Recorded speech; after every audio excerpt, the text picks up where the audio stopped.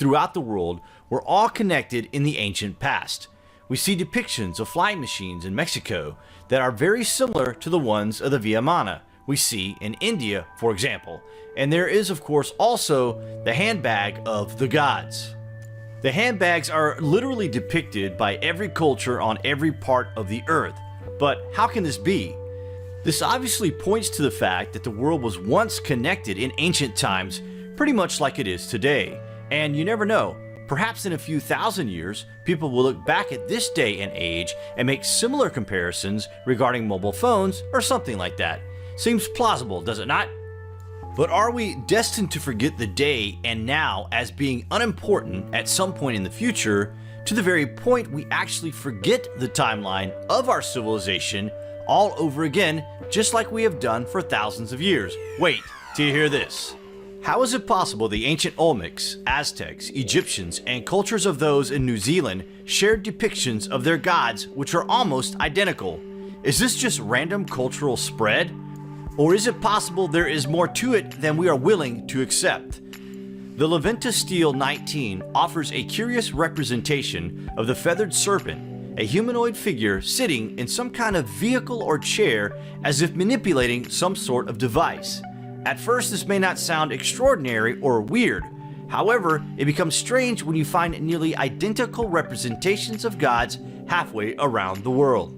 According to the Maori legend, the god Parenga flew on his magical bird from his legendary dwelling Hawaii to New Zealand. Curiously, according to legend, this ancient god came from heaven riding a silver bird. These two cases are reminiscent of the Mayan lord Pakal's sarcophagus. In this depiction, Pakal appears to be operating a machine with a flame coming out of the bottom of it.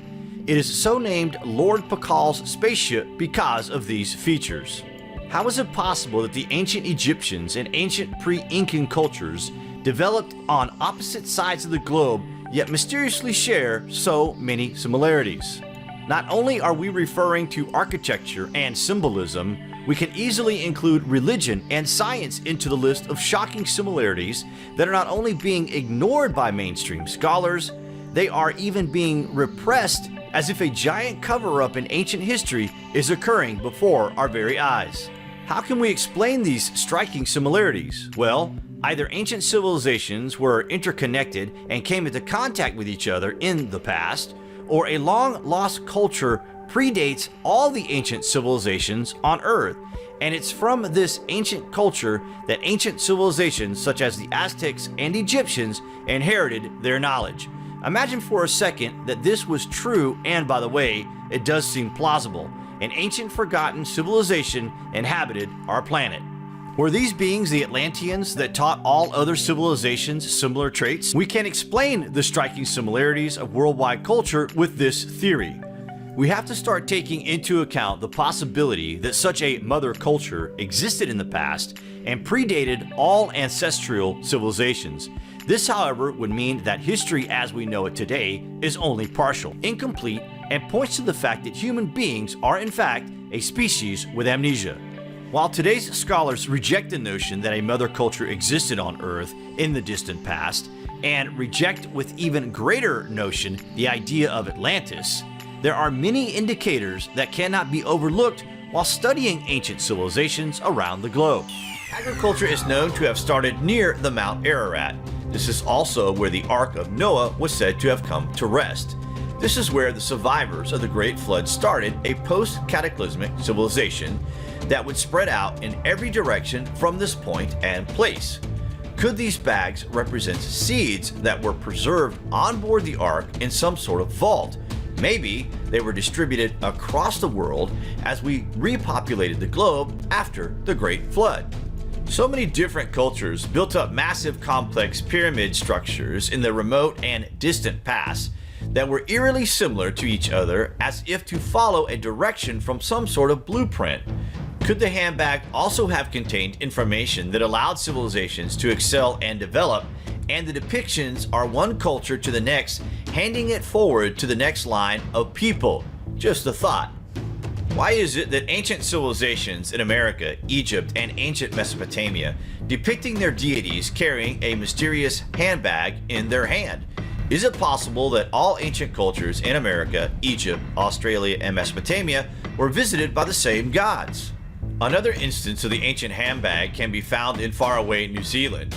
A Maori myth tells of a hero who once ascended to the home of the gods and returned to Earth carrying 3 baskets full of wisdom. Göbekli Tepe is one of the oldest ancient megalithic temples on our planet. There, interactive massive stone pillars arranged in a set of rings stand tall and proud, telling the story when different civilizations ruled all over the planet. The massive stones were believed to have been carved some 14,000 years ago, even though recent evidence points towards the fact that it is probably far older. Again, we see the strange bag present here.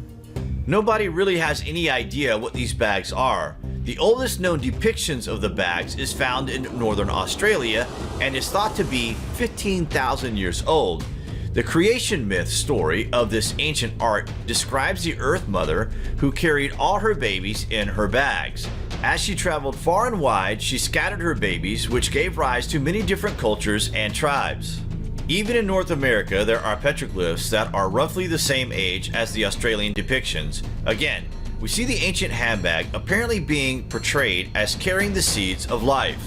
Could the civilizations around the world all be scattered remains of the lost empire before the Great Flood? Each culture appears to be telling the same stories, and all this is fitting in with the time in history of when the flood took place. What do you guys think of the idea that ancient cultures around the world were the survivors of the flood, and knowledge was passed down from one civilization who survived on board the ark with all the equipment to make life flourish again?